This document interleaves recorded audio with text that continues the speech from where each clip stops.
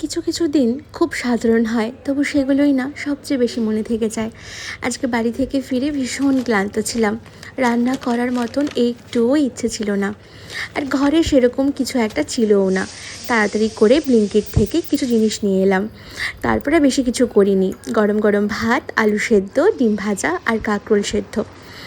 আর দেখবে কোনো কোনো সময় না এই কমফোর্ট ফুডটা খুব আরামদায়ক হয়ে ওঠে।